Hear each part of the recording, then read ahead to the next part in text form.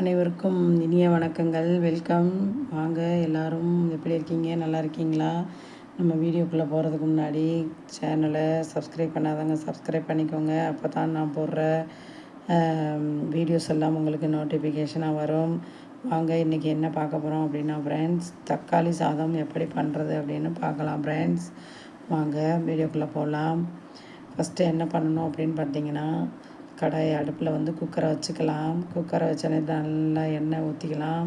கொஞ்சம் நெய் விட்டுக்கலாம். நல்லா காயவும் கடுகு உளுந்து போட்டுக்கலாம். கடுகு உளுந்து வெடிக்கவும் சீரகம், சோம்பு, பட்டை, கிராம்பு, ஏலக்காய், வாசனை பொருள் எல்லாம் போட்டுட்டு கருவேப்பிலை, மல்லித்தழை, புதினா எல்லாம் வாசனை பொருளையும் போட்டு நல்லா செவக்க வதக்கிட்டு அது பேர் என்ன, வெங்காயம், பெரிய வெங்காயம் நல்லா 2-3 வெங்காயம் நறுக்கி வச்சுருக்கேன். அதையும் நல்லா போட்டு நல்லா செவக்க வதக்கிட்டு அடுத்து என்ன போட்டுக்கலான்னு நல்லா வதங்கிடுச்சு பாருங்கள். கண்ணாடி பதம் வந்துருச்சா?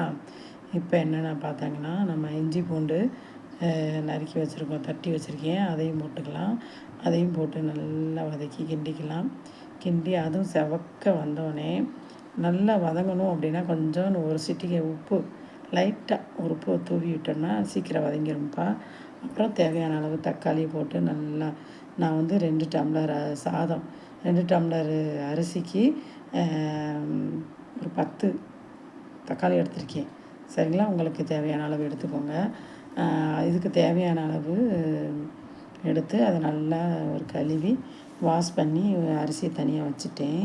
இது நல்லா தக்காளி வதங்குதா? தக்காளிக்கு அதுக்கப்புறம் தக்காளி வதங்கினோடனே நம்ம பிரியாணி பொடி, மல்லிப்பொடி, மஞ்சப்பொடி, கரம் மசாலா எல்லாம் போட்டு நல்லா அதையும் நல்லா வதக்கிடணும். தக்காளியிலே சேர்த்து நல்லா கிண்டி அரிசி கழுவி வச்ச அரிசி இருக்குது பார்த்திங்களா, அதையும் போட்டு அதையும் நல்லா ஒரு 2 கிண்டிட்டு அதையும் 2 வதக்கிட்டு இது தேவையான அளவு தண்ணி, 2 டம்ளர்னால் 4 டம்ளர்.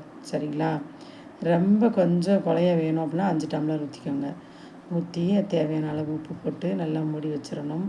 2 விசில் தாங்க. 2 விசில் வந்தோடனே இறக்கி வச்சு சாப்பிட்டு பாருங்கள்.